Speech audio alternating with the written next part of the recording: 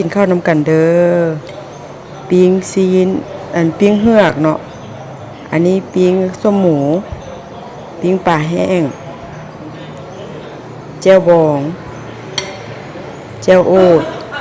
อันนี้แจ่วโอดเด้อเป็นตาแซ่บบ่มากินข้าวน้ำกันแซ่บๆสบายดีมาได้กินข้าวน้ำกันแซ่บๆเด้อแจ่วโอดบายแจ่วโอด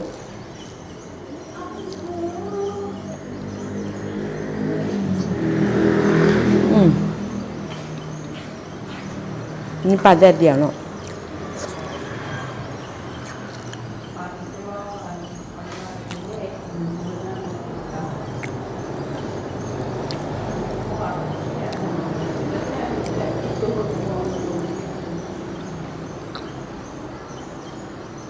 งั้นมะเขือ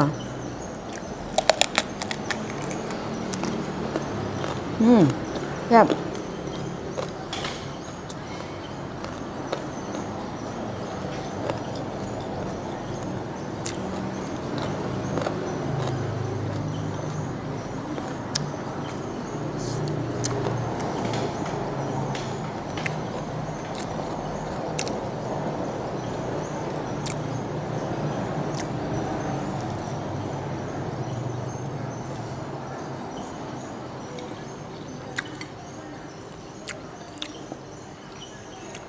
นี่จีนแห้ง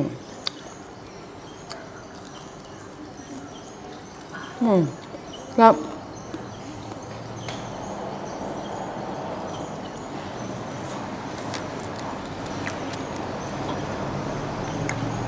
แกบอกเมืองหลวง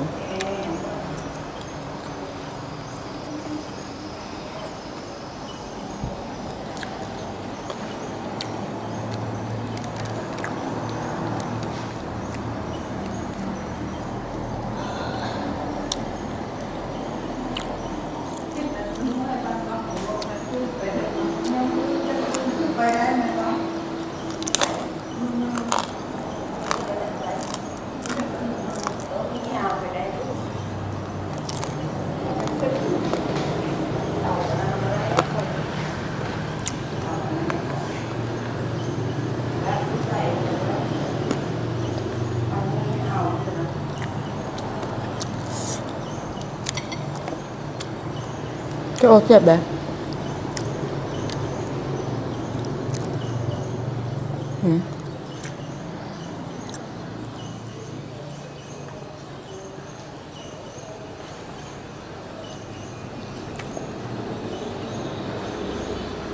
เห็นเข้ากับพี่น้องมือละเทื่อเนาะ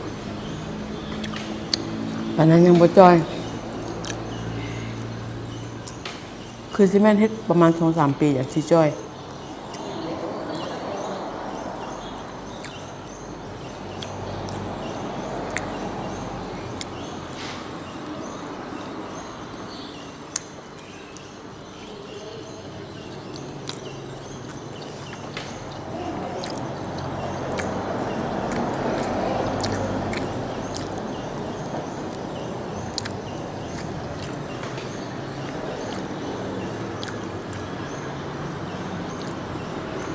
สีแน่แซ่บ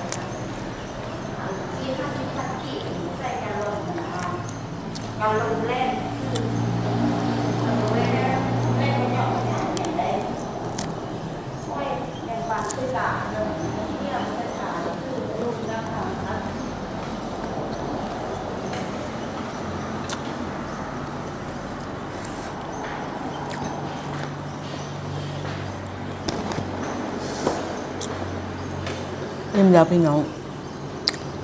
กินข้าวบ่หลายๆ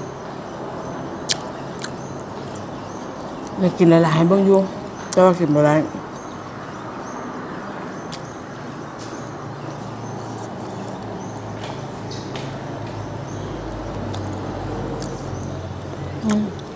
แหนมก็ยังบ่ได้กินทำ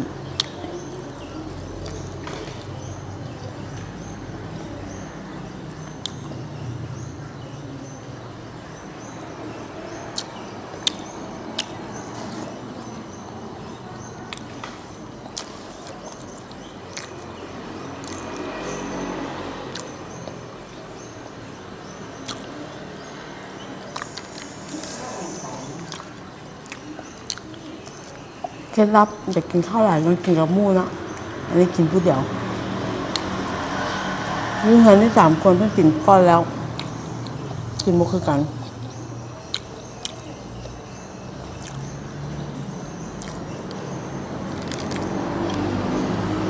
แม่กินแต่เด็กๆขึ้นมาเรากินรส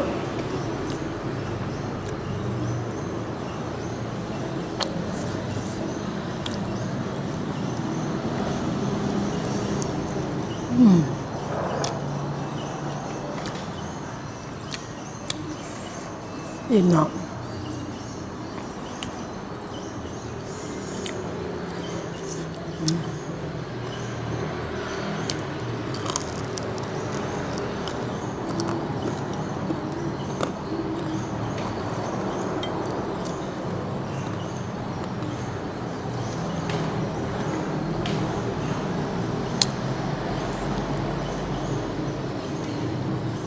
เนี่ย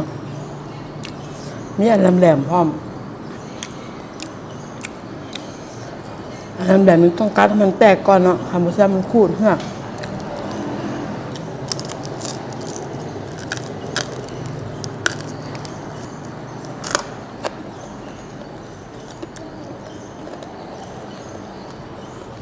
แซ่บเครื่องวัวอ่อน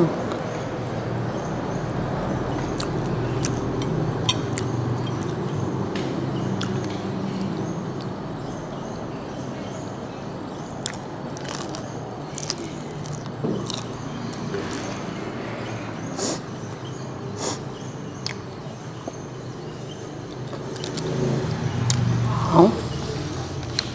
ขอจบคลิปนี้แต่เพียงเท่านี้ฝากทักทายสบายดีทุกคน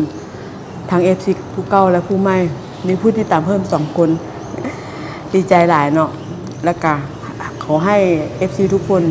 มีแต่ความสุขความสบายไปใส่ก็ให้มีคนฮักคนหอมเนาะไปใส่ก็ให้มีเดินทางสะดวกปลอดภัยนอนรับได้เงินหมื่นนอนตื่นได้เงินแสนเนาะบายบา